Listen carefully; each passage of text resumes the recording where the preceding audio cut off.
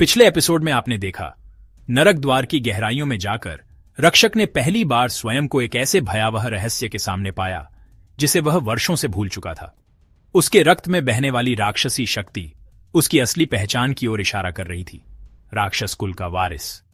एक ओर जहां उसे उसकी पुरानी यादें धीरे धीरे वापस आ रही थीं, वहीं दूसरी ओर उसके मित्र बादल ने देव प्रहरियों के शस्त्रागार से सूर्य मंत्र रत्न चुरा लिया था। अब रक्षक को तय करना था कि वह कौन है, वह बच्चा जो वर्षों पहले शक्तियों से दूर हुआ, या वह योद्धा जो नियति को बदल सकता है। रक्षक ने अपनी आंखें खोलीं। सामने धुंध से घिरी हुई काली धरती थी और चारों ओर फैला हुआ एक अंतहीन शून्य। यह मृतलोक की सीमा थी, जहां जीव और आत्मा के बीच की दीवारें लगभग मिट जाती थीं। वहां उसकी उपस्थिति अस्वाभाविक थी। रक्षक की दृष्टि एक ओर गई, जहां एक नीली ज्वाला हवा में तैर रही थी। तुमने मुझे पहचाना नहीं रक्षक? नीली ज्वाला से एक स्वर निकला, जो ना तो नर था न मादा।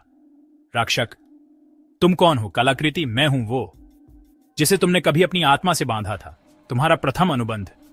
मैं कालकृति हूं, समय के रक्षक कुल का प्रतीक। रक्षक की स्मृति में बिजली सी कौंधी। वह दृश्य, एक बालक, एक मंदिर और वह वादा। कालकृति ने हवा में घेरा खींचा। एक धुंधली दीवार प्रकट हुई। उसमें एक झलक दिखाई दी, 14 साल पहले की, जब रक्षक ने पहली बार बियॉन्डर शक्ति का अनुभव किया था। लेकिन उस शक्ति का मूल्य था भूल जाना, बिछड़ जाना और आत्मा की दो हिस्सों में बंट जाना। कालाकृति, वीओ, तुम्हें समय के विरुद्ध चलना होगा। रक्षक, वीओ, क्या मतलब? कालाकृति, वीओ, तुम्हें अपने ही बीते कल में प्रवेश करना होगा। तुम्हारे उत्तर वही हैं जहां से यह सब शुरू हुआ था। रक्षक ने सिर झुकाया। समय के विरुद्ध चलना एक गंभीर निर्णय था। वह जानता था एक गलती और उसकी वर्तमान स्मृतियां नष्ट हो सकती थीं। दूसरी ओर बादल, जो कि रक्षक का सबसे घनिष्ठ मित्र था, एक कठिन युद्ध में उलझा हुआ था। उसने सूर्य मंत्र रत्न को सहेजने की शपथ ली थी, लेकिन देव प्रहरियों ने उसे ढूंढ निकाला था। 3 देव योद्धा 3 दिशाओं से हमला कर रहे थे। बादल की सांसें थमी, लेकिन उसने हार नहीं मानी। वह रक्षक का साथी था और वह जानता था कि अगर वह हार गया तो रक्षक तक कभी रत्न नहीं पहुंच पाएगा।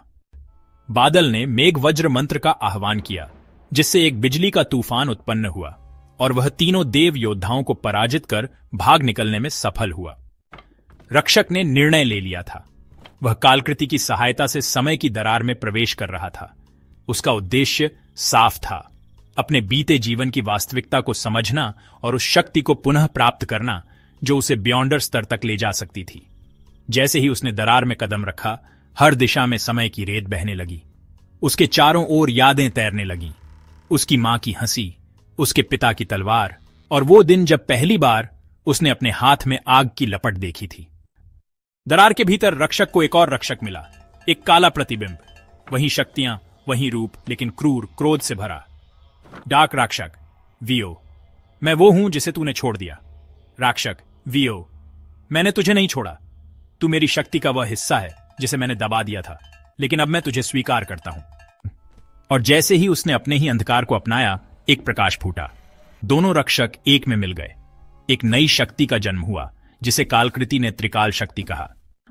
अब जब रक्षक ने अपने अतीत को स्वीकार कर लिया था, वह समय की दरार से बाहर आया। उसकी आंखें चमक रही थीं। वह अब वही पुराना लड़का नहीं था। अब वह अपनी आत्मा के हर अंश से जुड़ा हुआ था।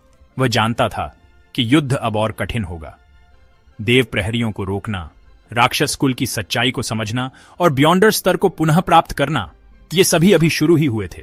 लेकिन एक बात अब स्पष्ट थी, रक्षक अब अतीत से नहीं भागेगा। वह अपने भाग्य को खुद लिखेगा। स्टोरी पसंद आई हो तो लाइक करें और ऐसी ही कहानियों के लिए चैनल को सब्सक्राइब करना ना भूलें। मिलते हैं अगले एपिसोड में, तब तक के लिए गुड बाय।